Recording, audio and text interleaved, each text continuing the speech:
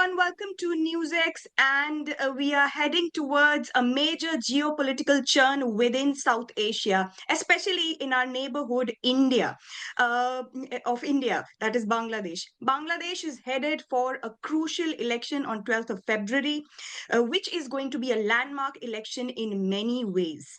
And especially after the geopolitical churn that has been witnessed in the global South, this election is going to change many things for the future of Bangladesh, not only Bangladesh, but also for the global South. This election is significant. This election is going to be witnessed.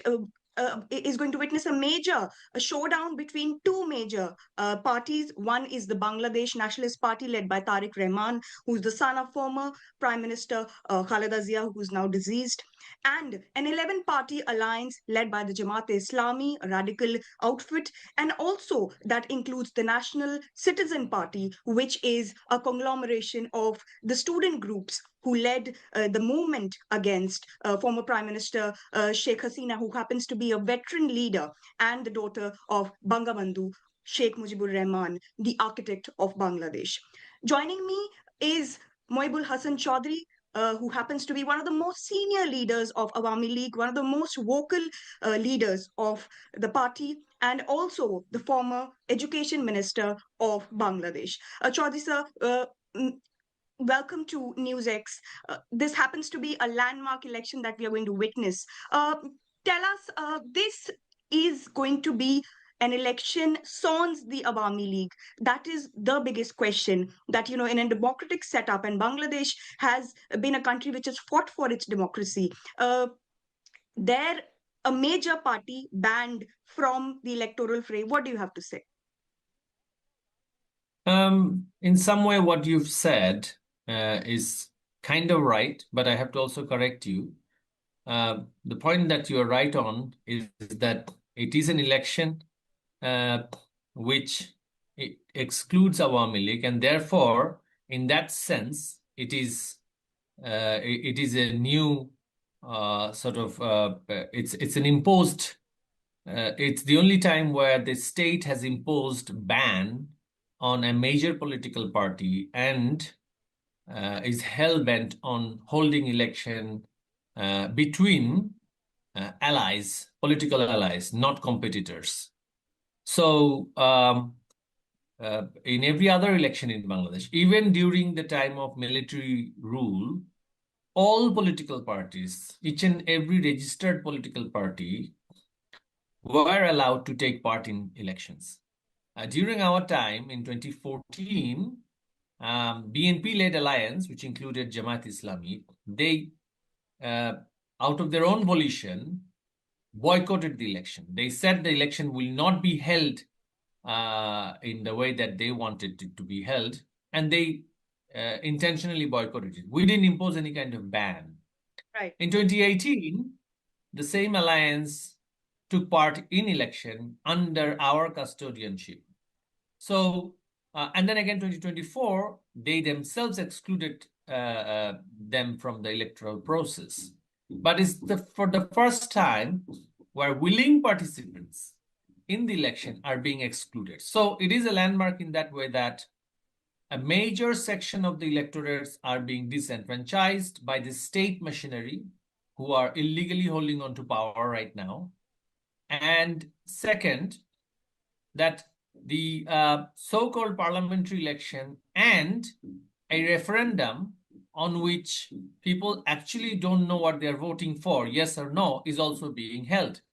So it is intended to be changing the social fabric of the country, not only so, but also the constitutional structure of the country, without letting the people know what they're signing up for. So it's just a mere yes or no vote on the first part, where they don't want Awami Leaguers to be included because we were the architect of the secular constitution, which now they want to change into something they are claiming to be, more modern, apparently, that they don't want secular liberal Bangladesh.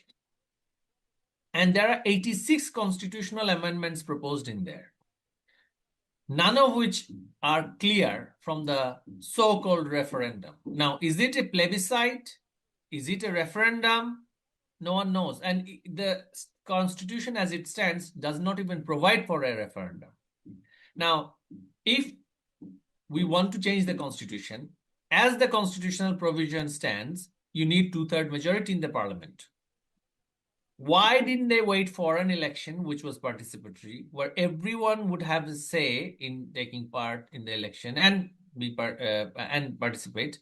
And thereafter, whoever gets the majority, whether it's two-thirds or not, that political polity would decide on the constitutional future of the country. Now, they have not waited for that. They've imposed something from being in power, in fact, and used the entire state machinery to vote for the yes vote. And in fact, have issued government circulars that they must vote for yes. No one can campaign for the no, which is rejecting the so-called changes that they're wanting to bring in the constitution. Even the BNP had been warned that if you don't vote for the yes, power will not be handed over. So literally, it is an election under duress. That's why it is a landmark. It is an election where a large section of the electorates are intentionally and legally excluded. It is an election where people, at least for the first part, don't even know what they're voting for. Right. So, yeah, I'll just an election will produce. They are claiming that it is a process towards. It is a transitionary process towards democratic government. Now, before we go into the democracy part, you need to come through the democratic process, right, for a democratic government, and that they're of course not holding. And we feel as a political party not only that our exclusion was illegal, unjustified, but we feel a large a section of our electorates will reject the election and will boycott it. Will boycott it definitely, for sure. But we have already seen news in recognized, registered, and pro BNP and Jamaat-e-Islami newspapers where they're reporting that ballot papers are being printed and distributed to many people. I mean, not to the election officials, but to the voters. And stamps are already being found by the police, not by us, by the police in various parts of the country.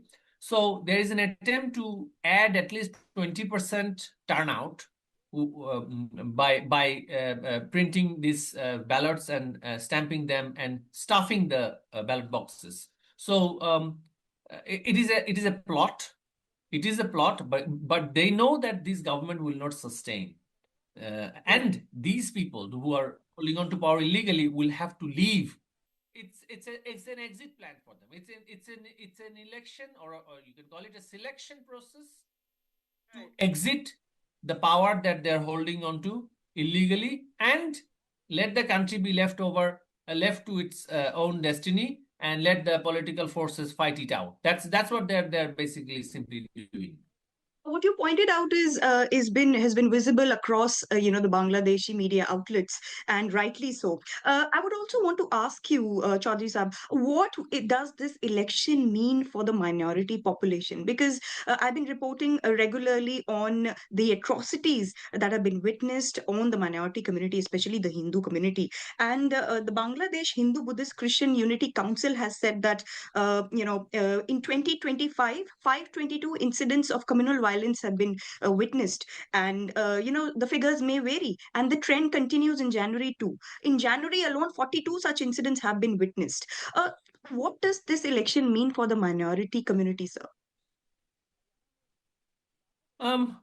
Whatever the outcome of this election, for the minority community, the feeling is that these elements who are holding on to power right now, at least we will be freed from them.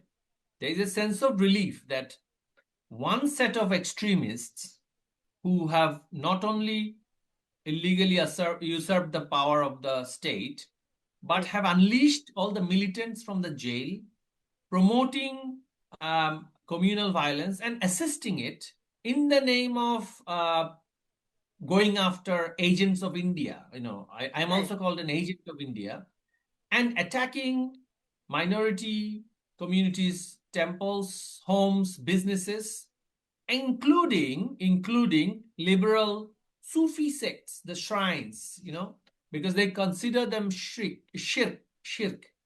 and Ahmadiyya communities as well. I mean, each and every ethnic minorities as well in the hills, they Right. are they are also victim of this illegal government.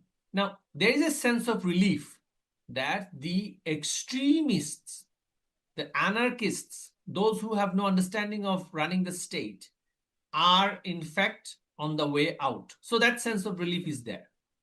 Okay. And the feeling is that whoever may come, if the election is held, if there is a handover of power, will be political. Now, the Right. difference between non-political actors and political actors is huge, because political actors, irrespective of their ideological inclination, they ultimately are also accountable, not just to the electors, but also to their party members, to the organizations, to the state institutions.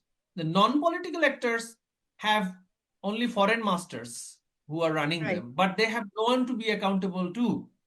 And therefore, they do not perform. They don't have to perform, because they have, there are single entities who just come into power using the army, using the police, and in fact, they have misused the army to the extent that the army is now being deployed to campaign for their yes vote in order for them to exit. The army at times had been used also against the minority communities instead of protecting them. Now, Bangladesh army had a reputation of peacekeeping abroad. Now, they are trying to change the social fabric of Bangladesh army itself. They are forcing the army to go and interact and routinely close up the relationship with Pakistan, with whom we don't have much trade relationship. Right. And these things are not going to bring good result for the future, because as we know, Pakistan army is led by its powerful intelligence service, who are very closely connected with lots of militant organizations, and they have threatened that eastern frontier will be the new front for them to fight against India. Now, Right. Bangladesh does not want to be in the theater between India and Pakistan. It had never been. But you have to remember that until 2008, Pakistan Army had a substantial presence. The ISI operatives had a substantial presence in Bangladesh, and they Right. wanted to now they have additional force there. The Rohingya refugees, 11 million of them are now housed in Bangladesh. Desperate people, as you know, desperate people with guns, what they are able to achieve, right? They want to weaponize the Rohingya. They want to weaponize the extreme elements, and if possible, infiltrate into India or create a militant fiefdom in Bangladesh. You had, in fact, pointed out in one of your interviews, and I was reading about it. You mentioned that Bangladesh might be turned into a vessel of ISI, in fact. Why do you think that might be the case? And also, if the BNP comes to power, which is at the moment leading which is the front runner in this election, do you think the BNP under Tariq Rahman would be different than the BNP under Khaleda Zia, ma'am? You see, going to the in answering your last question, during the time of Begum Khaleda Zia, when she was the prime minister, the complaint or the rumor or the allegation was that it wasn't Khaleda Zia herself who was aligning herself with Pakistan. It was her son, and one of the reasons why Khaleda Zia retained respect until her last days was that, she, being a seasoned politician, had the wisdom, at least, that India being the most prominent neighbor. I mean, we only share 200 kilometers with Myanmar, which is non-existent almost. I mean, it's mostly river. India Right. being the biggest trade partner, the political ally, in every respect, you cannot turn the country into an ISI vessel state, which she did not do between 1991 and 1996. So we've seen first tenure of Begum Khaleda Zia, and there was no such state-sponsored activity towards militancy. And thereafter, when she took over in 2001, the allegation and the rumor or everything that we've heard, or all the fingers were pointed to her son. Okay. Now, Khaleda Zia didn't have that, being, of course, the prime minister 3 times elected, and understanding of the state, the bilateral relationship with India itself. And Right. she had that reserve, she had that wisdom, I would say. This is my personal Okay. observation. I mean, it's also factual. Okay. But her son didn't have that. I mean, he was a young Turk within the party, and there was discussion in the political polity within the BNP that her son was at that time out of control. Now, whether Okay. he has matured after a long year in exile or abroad, that is something to be seen in the days to come. But it was him. It was him along with the Jamaat-e-Islami senior leaders. I mean, they were both in government together in a coalition. It was called the four-party coalition. And Right. all the ISI-sponsored activities that had happened through the ministries controlled by Jamaat-e-Islami and the intelligence community, the National Security Intelligence at that time, and the GFI, who were directly almost under control of the BNP hardcore. So Right. we don't know what will happen in the future, as they're basically handing over the power to BNP. That's or the Jamaat, because both are on Okay. the one side. I mean, this is Hmm. just Hmm. a dress rehearsal, a staged election, where people are not having any say, and they've already declared that whatever is the result, government has already been decided. That's the BNP's position. Okay. And the others are saying, no, no, of course, there is some uncertainty and so on. So, but just to beef up the hype, just to Okay. create that vibe that we must go and vote in the election, and at least give it some legitimacy by having a minimum respectable turnout, so that whoever forms the government will have some level of legitimacy or mandate to run for Here, some times. Here, I would definitely want to ask you, sir. Analysts say that even Jamaat-e-Islami is set to do much better than what it had done previously. In that case, there is a possibility of a scenario that BNP might need the Jamaat-e-Islami's support to form a government of majority. Do you think in that case it would be even more difficult for the minorities and also the democratic structure of Bangladesh to handle the growing radicalism? Do you think it will give them a freer hand to do whatever they want to, and run the country with their whims and fancies? The Jamaat-e-Islami has two sides. One is that very civil, sort of formal and liberal face that they show in front of the global media and to the local electorates, that they're claiming that they've reformed themselves, they've gotten rid of their extreme elements and so on and so forth. But then the real Jamaat-e-Islami, none of us have actually seen them yet. Because the real Jamaat-e-Islami is the Majlis-e-Shura, which is the ultimate Politburo of the Jamaat-e-Islami. They have hired people from other political parties to represent them for the time being. In fact, the Jamaat's student leader in Dhaka University was a Awami League activist. Now he claims that he was all hiding inside Awami League for a long time, but it's not true. He willingly joined Awami League's student wing, had a good career in it, and later on switched, right? So Okay. now they're saying, no, they're secret Jamaatis. Well, they're not. I mean, they have switched right now. And the president himself, the Dr. Shafiqur Rahman, he was not a seasoned Jamaat-e-Islami leader. He didn't come through the Jamaat student wing also, and the other ancillary forces. He came from JASHOD, Jatiyo Samashtantrik Dol, National Socialist Party, which was Okay. a party formed against Awami League in 1970s. Now, Okay. as a Jashod activist, he was recruited into the Jamaat Islami in order to camouflage the true color of Jamaat Islami.